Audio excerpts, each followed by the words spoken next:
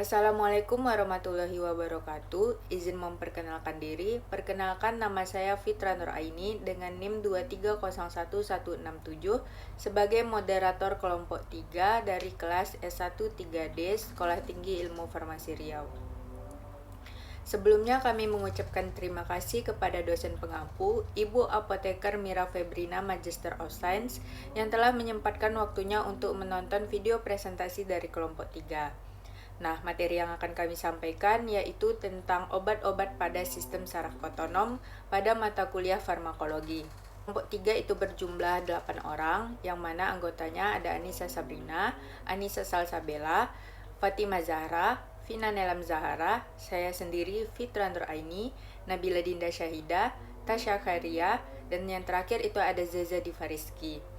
Untuk materi pertama akan dijelaskan oleh saya sendiri. Teman-teman tahu nggak sih sistem saraf manusia itu ada berapa? Nah, sistem saraf manusia itu terdiri dari dua, yaitu sistem saraf pusat dan sistem saraf tepi. Yang mana sistem saraf pusat itu terbagi dari otak dan sumsum tulang belakang. Sedangkan sistem saraf tepi itu terbagi lagi menjadi dua, yaitu sistem saraf otonom dan sistem saraf somatik. Nah, sistem saraf otonom ini terbagi lagi nih menjadi dua, yaitu ada simpatik dan parasimpatik. Jadi, kedua sistem saraf ini memiliki fungsi yang berbeda, yang mana sistem saraf pusat itu dia tugasnya adalah mengkoordinasi dan mengontrol sistem yang ada di dalam tubuh. Nah, pada sistem saraf pusat itu yang berperan adalah hormon dan neurotransmitter seperti asetilkolin, dopamin, serotonin, GABA, dan neurotransmitter lainnya.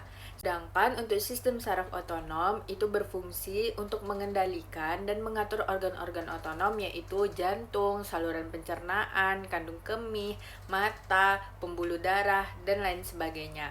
Nah, ada nih istilah simpatomimetik atau adrenergik, simpatolitik atau adrenolitik, parasimpatomimetik atau kolinergik, dan parasimpatolitik atau antikolinergik yang akan dijelaskan pada slide selanjutnya. Selanjutnya yaitu pembagian sistem saraf otonom, di mana sistem saraf otonom ini bisa dikelompokkan menjadi dua, yaitu ada sistem saraf simpatik dan juga ada sistem saraf parasimpatik. Masing-masing dari sistem saraf ini mempunyai neurotransmitternya sendiri, di mana neurotransmitter adalah suatu senyawa kimia yang ada di dalam tubuh yang berfungsi untuk mengirimkan sinyal atau pesan antara satu neuron ke neuron yang lain. Saraf simpatik mempunyai dua neurotransmitter, yaitu efedrin atau yang disebut dengan adrenalin dan juga norefedrin atau yang disebut dengan noradrenalin. Sedangkan sistem saraf parasimpatik hanya mempunyai satu neurotransmitter, yaitu asetilkolin atau yang disebut dengan ACH. Kedua sistem saraf ini mempunyai fungsi yang berlawanan, di mana sistem saraf simpatik berfungsi untuk memacu kerja organ tubuh, sedangkan sistem saraf parasimpatik berfungsi untuk menurunkan kerja organ tubuh. Nah, karena cara kerja yang berlawanan antara saraf simpatik dan saraf parasimpatik inilah yang membuat keadaan tubuh menjadi normal. Selanjutnya yaitu klasifikasi obat sistem saraf otonom. Obat saraf otonom adalah obat yang dapat mempengaruhi penerusan impuls dalam sistem saraf otonom dengan jalan mengganggu sintesis, penimbunan, pembebasan, atau penguraian neurotransmitter atau mempengaruhi kerja reseptor khusus. Menurut khasiatnya, obat yang bekerja pada saraf otonom dapat bedakan menjadi tiga, yaitu zat yang bekerja pada saraf simpatik, zat yang bekerja pada saraf parasimpatik, dan zat perintah ganglion. Selanjutnya yaitu zat yang bekerja pada saraf parasimpatik. Di sini juga terbagi menjadi dua golongan, yaitu yang disebut dengan golongan parasimpatomimetik atau yang disebut dengan kolinergik, dan juga parasimpatolitik atau yang disebut dengan antikolinergik. Selanjutnya yaitu zat perintah ganglion, di mana obat ini merintangi penerusan impuls dalam sel-sel ganglion simpatik dan juga parasimpatik. Efek perintangan ini dampaknya luas, antara lain vasodilatasi karena terjadinya blokade susunan simpatik. Sehingga obat ini digunakan pada hipertensi dengan kasus tertentu. Namun, senyawa ini tidak lagi digunakan karena efek sampingnya yang berpengaruh terhadap sistem saraf pusat. Nah, contoh dari obat yang termasuk ke dalam golongan zat perangsang ganglion ini yaitu seperti reserpin, clonidin, atropin, efedrin, dan juga amfetamin. Selanjutnya masuk kepada penggolongan. Yang pertama ada zat yang bekerja pada saraf simpatik. Nah, ini terbagi lagi menjadi dua. Yang pertama ada simpatomimetik dan simpatolitik. Untuk cara kerjanya sangat berbeda. Kalau simpatomimetik, dia bekerja dengan cara menirukan efek dan perangsangan sistem secara energik. Nah, untuk contoh obatnya ada efedrin dan isopronalin. Untuk simpatolitik, dia bekerja dengan cara menekankan saraf simpatik atau dengan melawan efek adrenergik. Contoh obatnya yaitu alkaloid sekale dan propanolol. Untuk contoh yang kedua yaitu zat yang bekerja pada saraf parasimpatik.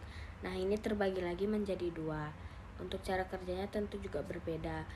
Yang pertama yaitu parasimpatomimetik. Dia bekerja dengan cara merangsang organ yang dilayani oleh saraf parasimpatik dengan meniru efek dari rangsangan oleh neurotransmitter yaitu asetilkolin. Untuk contoh obatnya itu ada pilocarpin, visotimigin. Yang kedua ada parasimpatomimetik, itu bekerja dengan berlawanan dari efek rangsangan.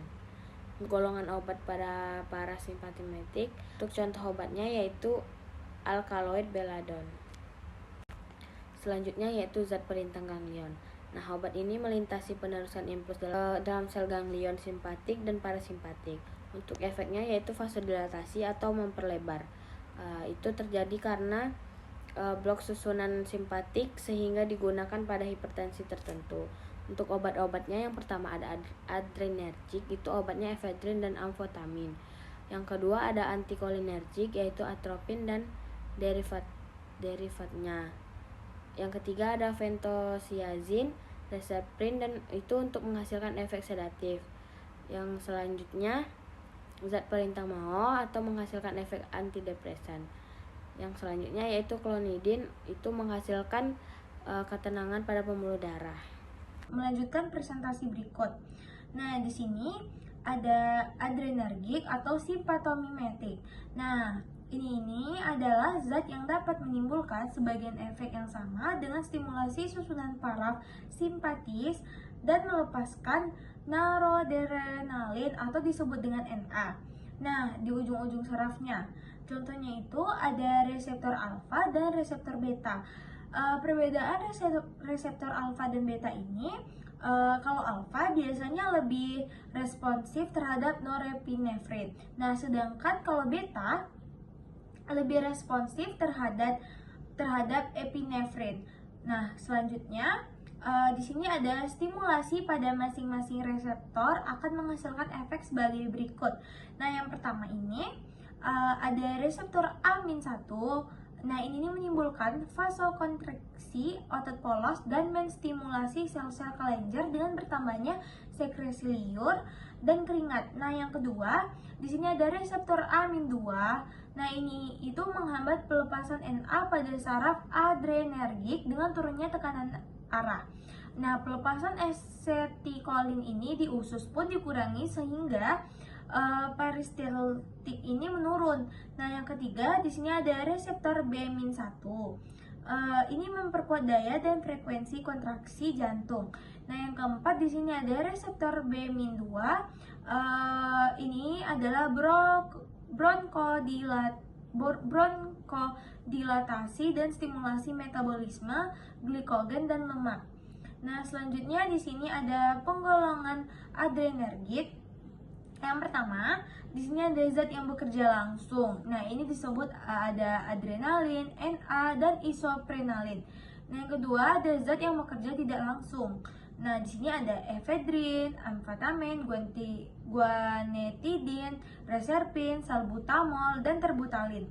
Nah, yang ketiga di sini ada derivat feniltamin. Nah, di sini ada katekolamin, fenilferit, efedrin, amfetamin. Nah, yang keempat di sini ada derivat imidazolin. Di sini ada nafazolin dan silometazolin.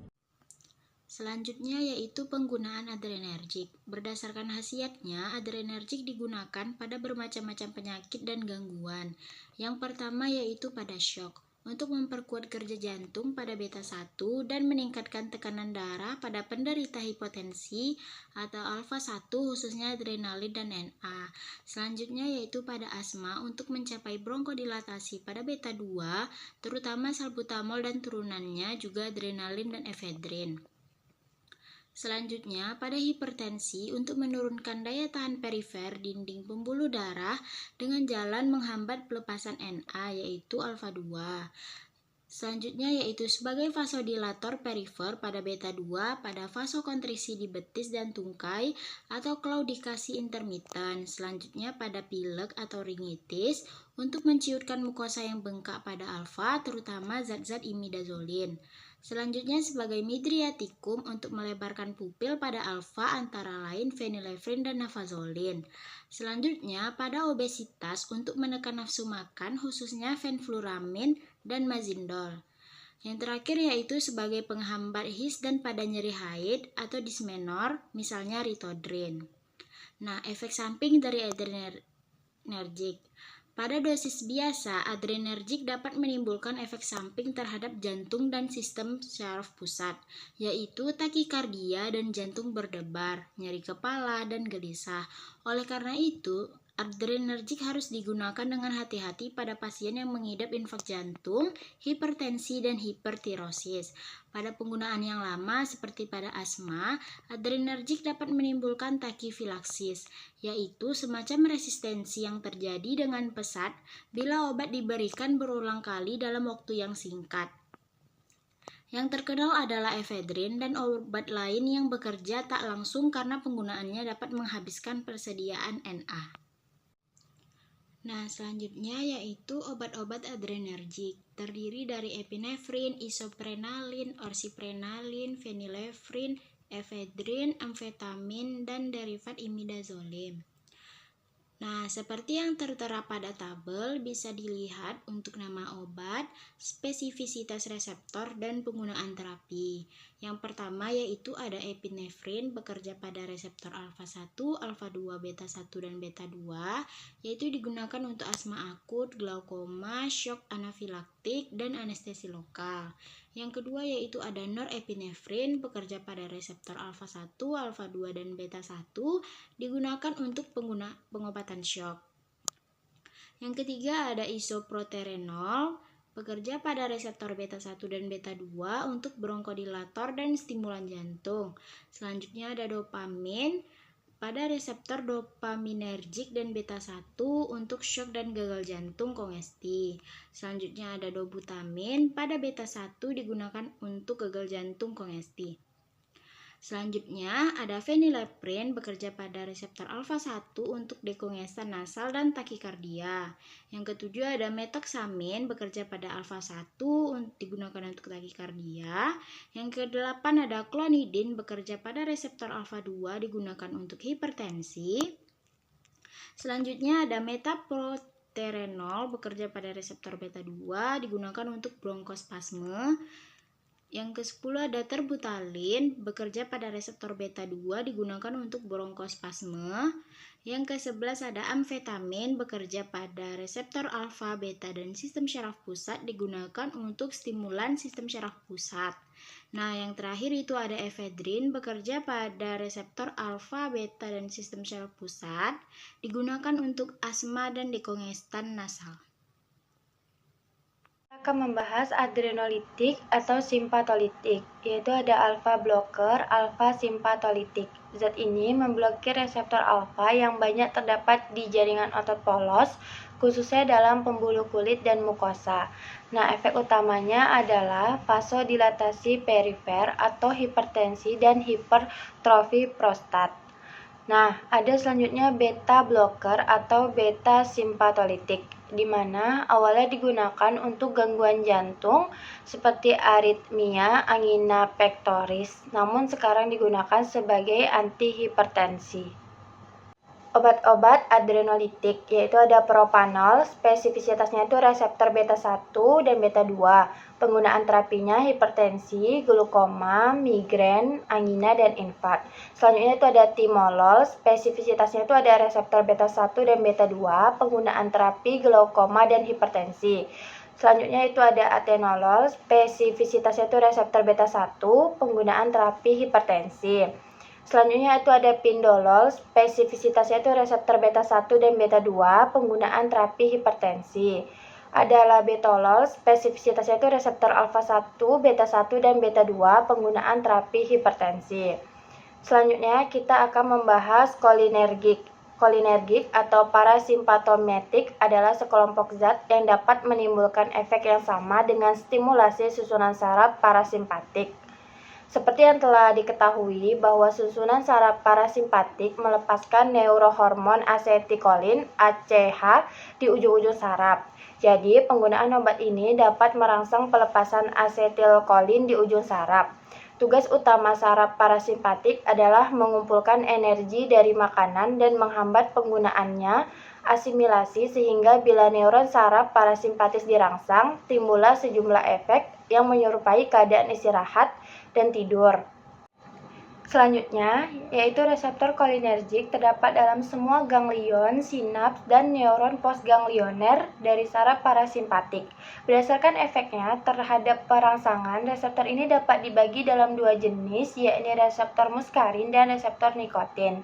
Untuk reseptor muskarin, yaitu M besar, berada di neuron postganglioner, terbagi lagi menjadi reseptor M1, M2, dan M3.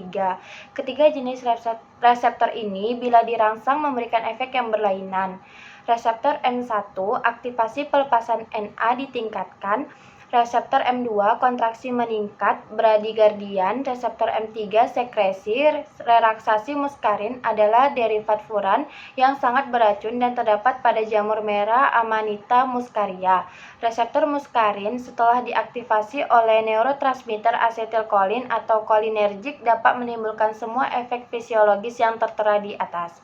Nah, selanjutnya itu ada reseptor nikotin, yaitu N, terdapat di pelat ujung mioneuron otot, jamur Amanita muscarita, rangka, dan di ganglion autonom, simpatik, dan parasimpatik. Stimulasi reseptor ini oleh kolinergik, neostigmin, dan piridostigmin menimbulkan efek yang menyerupai efek adrenergik, jadi sifatnya sangat berlawanan. Nah, untuk efek kolinergik, yang pertama itu adalah sebagai stimulasi pencernaan dengan cara mempercepat gerakan peristaltik sekresi kelenjar ludah, getah lambung, dan air mata. Yang kedua yaitu memperlambat sirkulasi, mengurangi kegiatan jantung, vasodilatasi pembuluh darah, dan penurunan tekanan darah. Yang ketiga yaitu memperlambat pernafasan dengan menciutkan bronkus atau bronkokontriksi. Yang keempat itu ada kontraksi otot mata dengan efek penyempitan pupil atau miosis. Baiklah, selanjutnya ada efek kolinergik. Yang pertama itu destimulasi pencernaan dengan mempercepatan gerakan peristaltik, sekresi kelenjar ludah, getah lambung, dan air mata. Yang ketiga itu memperlambat sirkulasi, mengurangi kegiatan jantung, vasodilatasi pembuluh darah, dan penurunan TD. Yang ketiga itu memperlambat pernafasan dengan menciptakan bronkus atau bronkokontriksi. Yang keempat itu kontraksi otot mata dengan efek penyempitan pupil atau yang disebut juga dengan miosis. Nah, adapun obat-obat kolinergik, yang pertama itu ada betanekol, pilokarpin, asetilkolin, dan karbakol. Pada asetilkolin, kerjanya itu untuk menurunkan denyut jantung, curah jantung, dan tekanan darah. Nah, pada saluran pencernaan itu dia meningkatkan sekresi saliva dan memacu peristaltik. Yang kedua itu ada betanekol. Betanekol ini mempunyai struktur yang berkaitan dengan asetilkolin. Penggunaan terapinya itu pada urologi untuk kasus atonik dan bladder. Adapun efek samping dari betanekol itu yang pertama bisa berkeringat, salivasi, penurunan TD, dan bronkospasme. Yang ketiga itu ada karbakol. Penggunaan terapinya itu menyuntikkan pada mata. Pada dosis ophthalmologi, efek sampingnya itu kecil bahkan tidak ada. Yang keempat ada pilokarpin. Kerjanya penggunaan topikal pada kornea dapat menimbulkan miosis. Digunakan untuk terapi glaukoma.